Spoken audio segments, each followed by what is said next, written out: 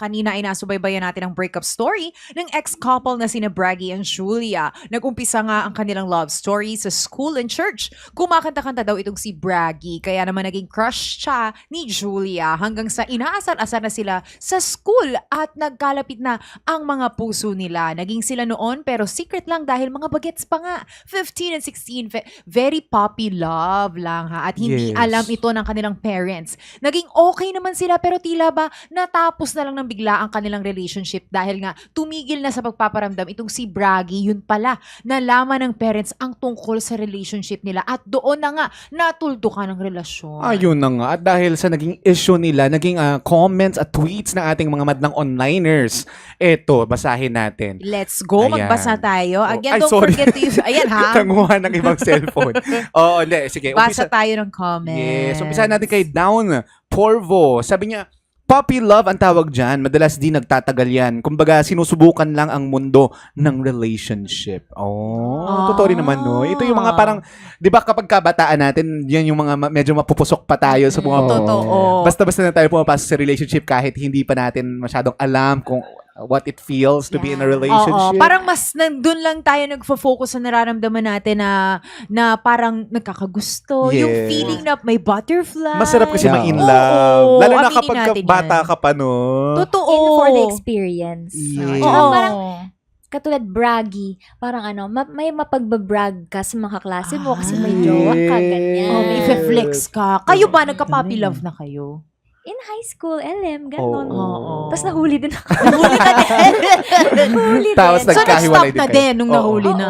Pero parang, deep inside, syempre, di naman mawawala kasi classmates naman din Yeah. kami. Oo. At saka yung mga Oo. puppy love dyan, minsan yung mga first love eh. Yeah. Dyan mo natatagpuan yung first love. Sabi nga nila, Totoo. first love never dies. Yung mga ganon. Yes! Nakatatak na yan sa, nakaukit na yung ganyan. Paano? Nakaukit. Oo, pero may iba pang chika, di ba? Oo, meron check pang natin. comments dyan. Ano yun? Sabi ni, natin. Ayan, sabi ni at memes, ayan, reason naman kasi bata pa sila. Reason naman kasi bata pa sila, hindi on nila kaya ilaban yung feelings nila. Hindi pa nila kaya ilaban yung feelings nila. Hindi pa sila matured mag-isip life and relationship. Sana makumpleto po po. Oo, kumbaga hindi pa nila kayang ipaglaban. Oo, kasi pag bata ka pa, syempre may mga studies ka pa, Yes. tapos hindi pa alam ng magulang mo, parang ang hirap ipaglaban nung kahit alam mong feeling mo na parang in love ka, ang hirap ipaglaban. Oo, tsaka yung mga panahon na nakatira ka pa sa magulang mo, parang hawak ka pa nila sa leeg. Gusto mo yung hawak sa leeg? Literal. Oo, parang Oo. kontrolado pa yung Masalabi. mga actions mo. Parang Oo wala naman ka pa yun. masyadong karapatan gumawa ng desisyon. Yes. Diba? Na Tsaka pumasok yun sa isang relasyon. Oo, masyado pa talagang bata. So yung pag-iisip na masyado pang mura. Yes. Yung kasabihan na hindi ka pa ka marunong magsaing tapos Oo, may gatas ka pa sa loob. Oo, At saka may yung gatas mga pa sa parents, labi. naiintindihan din natin sila, di ba? Kasi pinoprotektahan lang nila, kumbaga yung future Totoo. na kanila mga anak. They're just being parents. Yes. True. Kaya nga yung ibang parents, sinasabi nila, pwede mong gawin lahat ng gusto mong gawin basta Matapos ang magtapos ka ng pag-aaral. pag-aaral. Yung mga Oo. ganun. pagkatapos sa Pagkatapos sa pag-aaral. pag-aaral, go! magtrabaho ka muna. Oo. Trabaho Yun ka naman. muna. Pagkatapos magtrabaho, magtrabaho, mag-ipon ka muna. Pagkatapos Yes. mag-ipon, senior ka na. Oo. At kung hindi mo napaglaban nung bata ka pa, malay mo sa tamang panahon, di ba? Yes. Manumbalik at mapaglaban mo O may ulit. mga ganyan, yung mga Oo. puppy Yes, love yes, na yes. noon, tapos biglang bumabalik na, no? Yes. Oo. Why not? O, meron pa. More comments Sige, pa sige. tayo. Oh, si Down Porvo, bakit hindi na lang nilaban sa parents? Pwede naman yung legal kahit sa bahay lang mag-date. Ah. Meron din ganon, Meron mga din.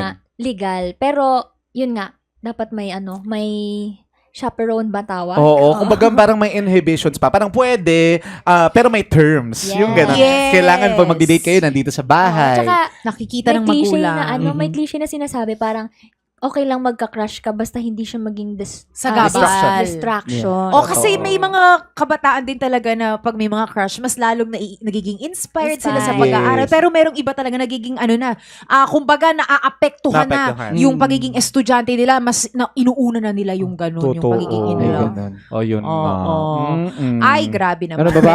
Meron pa. Ito Meron para pa. sa ating madlang onliners, ito naman ang resulta ng ating poll. O, gusto mo Uy. yung may pa-poll? Wow. Sino kaya?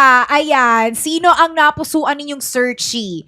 Tingnan nga natin. At ito nga, ayan nga, si Angel nga ang nanguna with 57.6%. Oy, ang taas. Oy. Sumunod si Avi. Avi with 32.2%. At si Kia na may 10.2%. Ayun, si Angel. Si Angel. Oo, Oo. ang pretty ni Angel, no? Oo. Actually, lahat sila pretty. Pero ang dami kong Lahat nababasa sila. sa comments na parang bet nila talaga si Angel for Braggy. Yes, oo. Pero si Avi ang napili. Totoo. Pero kanya-kanya rin talaga ng taste, hindi ba? At True. saka, minsan, yung mga sagot ng searches, maaaring okay or pasok sa atin. Pero pero iba yung dating sa ating searcher. Iba yung tagos sa kanya ng Yes, sagot. iba yung nafe-feel nila. Yes. Ayan. Aha.